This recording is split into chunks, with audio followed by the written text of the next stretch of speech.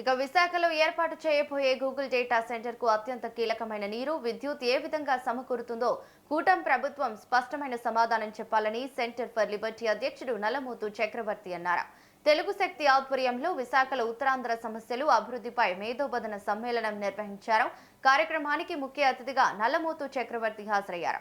విశాఖ నగర అవసరాలకు ప్రస్తుతం వినియోగిస్తున్న విద్యుత్ను గూగుల్ డేటా సెంటర్ కు తరలిస్తారా లేదా గూగుల్ డేటా సెంటర్ స్వయంగా విద్యుత్ ఉత్పత్తి చేస్తుందా తెలపాలన్నారు. అంత పెద్ద భారీ సంస్థకు రాయితీ ఇవ్వాల్సిన అవసరం ఏముందని ప్రశ్నించారు. ఈరోజు బివి రామ్ గారి అధ్యక్షతన తెలుగు శక్తి నిర్వహించిన సమావేశానికి వైజాగ్ రావడం జరిగింది.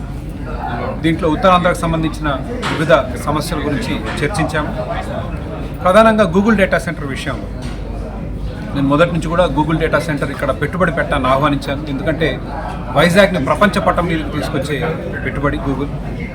కానీ ఇక్కడ స్థానిక ప్రజలకు దానివల్ల కొన్ని సమస్యలు, ప్రత్యేకంగా నీరు, విద్యుత్తు, ఈ రెండింటి విషయాల్లో ప్రభుత్వం పారదర్శకంగా లేకపోవడం ప్రజల్ని చాలా ఇబ్బంది పెడుతుంది.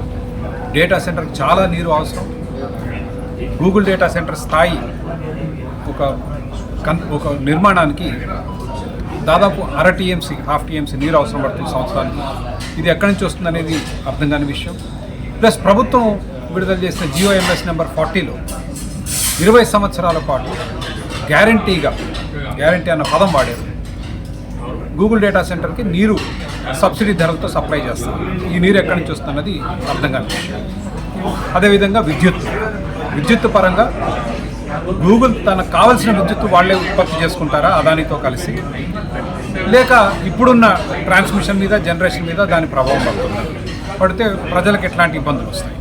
ఇవన్నీ కూడా ఒక మెమోరాండమ్ ఆఫ్ అండర్స్టాండింగ్ ప్రభుత్వానికి, అదాని, గూగుల్కి మధ్య జరిగిన ఈ ఒప్పందంలోని వివరాలు ప్రజల ముందు లేవు.